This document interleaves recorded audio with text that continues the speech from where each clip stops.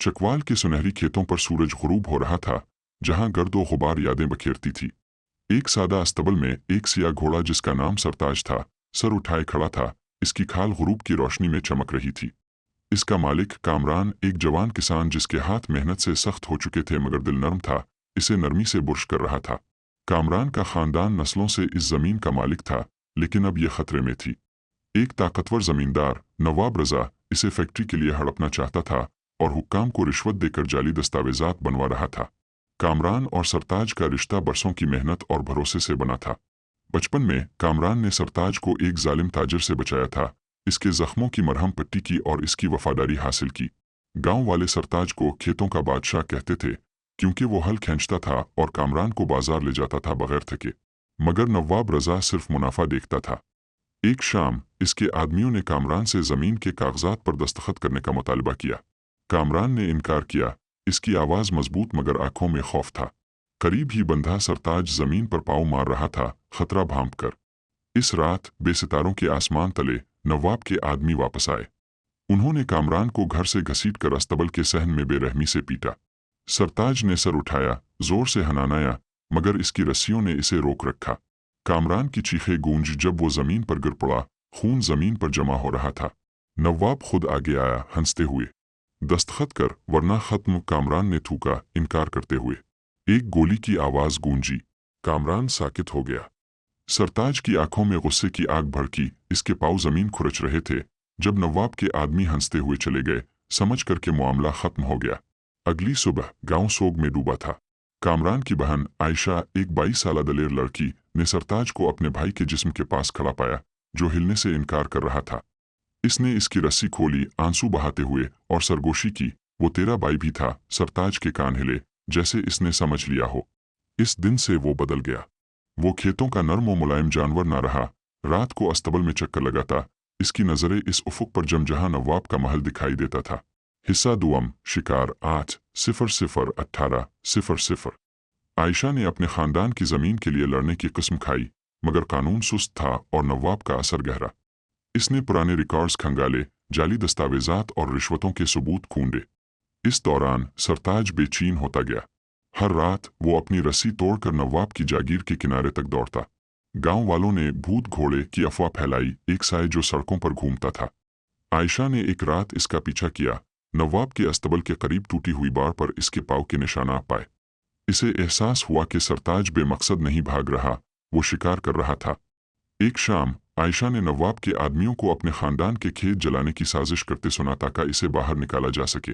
वो अकेले उनका मुकाबला करने गई, मगर वो हंस पड़े, जानते हुए कि वो बेबस है।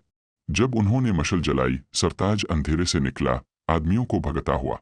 एक ने मशल गिरा दी और आयशा ने इसे बुझाया। इसने सरताज की तरफ देखा, इसकी आंखें जंगली मगर मरकूज। तो अभी खत्म नहीं हुआ ना, इसने सरगोशी की। इसने हनानाया, जैसे जवाब देते हुए। आयशा ने सरताज के जिबिल्लत पर भरोसा करना शुरू किया। इसने इसे नवाब की जागीर के करीब एक मतरूक शेर तक पीछा किया, जहां इसे एक छुपा हुआ लेजर मिला, नवाब की रिश्वतों और जमीन हड़पने के सबूत। मगर निकलने से पहले नवाब के आदमियों ने इसे देख लिया। वो इसका खेतों में पीछा करने लगे, उनकी जीपें दौड़ रही थीं। सरताज नमूदार हुआ, इसके साथ दौड़ता हुआ, और आयशा इसकी पीठ पर छलांग लगाकर चढ़ गई। इसने इसे महफूज जगह पर पहुंचाया। इसकी रफ्तार बेमिसाल, इसके पाँव एक धुंधले से दिखाई दिए। गांव इस कहानी से गूंज उठा। सरताज कोई आम घोड़ा नहीं था, वो बदले की ताकत था। नवाब नाकाम पीछा से गुस्से में ने दुगना जोर लगाया। इसने एक ट्रैकर रखा ताकि सरताज को पकड़ा जाए, इसे खतरनाक जानवर कहते हुए। ट्रैकर ने जाल बिछाए, मगर सरताज ने उनसे बच निकला, जाल तोड़कर और बाड़े छलांग कर। हर फरार ने गांव की उम्मीद और नवाब के खौफ को बढ़ावा दिया। आयशा, अब ज्यादा दलेर, ने लेजर एक मकामी सहाफ़ी के साथ शेयर किया, जिसे तफ्तीश की सरगोशियां शुरू हुईं। मगर नवाब चालाक था। इसने अफवाहें फैलाई कि आयशा अपने भाई के गम में पागल हो गई है और सरताज एक रब्ज़दा जानवर है। हिस्सा सिवम, हिसाब 18-0-0-25-0-0। चकवाल पर तूफान छा रहा था, गांव के तनाव की अक्कासी करता हुआ। नवाब ने आखिरी चाल चली, वो गांव की फसलों को जला देगा ताकि मुज़ाहमत खत्म हो जाए। आयशा को इस मंसूबे का पता चला और वो जानती थी कि वो अकेले इसे नहीं रोक सकती। इसने सरताज की तरफ रुजू किया, जो तैयार खड़ा था, जैसे इस लम्हे को भांप लिया हो। ये वक्त है लड़के, इसने इसकी घनी छूते हुए कहा। कामरान के लिए। इस रात जब गरज चमक रही थी, नवाब के आदमी ईंधन के कीनों के साथ खेतों की तरफ रेंगे, मगर सरताज इंतजार कर रहा था। वो साए से निकला, इसकी हुनहिनाही तूफान को चीरती हुई। आदमी भागे, मगर सरताज ने पीछा किया। इसके पाँव जंग के नारे की तरह गूंज रहे थे। नवाब अपनी जीप से देख रहा था, घबरा गया जब सरताज इसकी तरफ मुड़ा। घोड़े ने छलांग लगाई, जीप की विंडशील्ड तोड़ दी। नवाब बाहर निकला, खेतों में भागता हुआ, मगर सरताज बेरहम था, इसे एक दरख्त के पास घेर लिया। आयशा लेजर हाथ में लेकर पहुंची और गांव वाले हंगामे की तरफ खिंचे चले आए।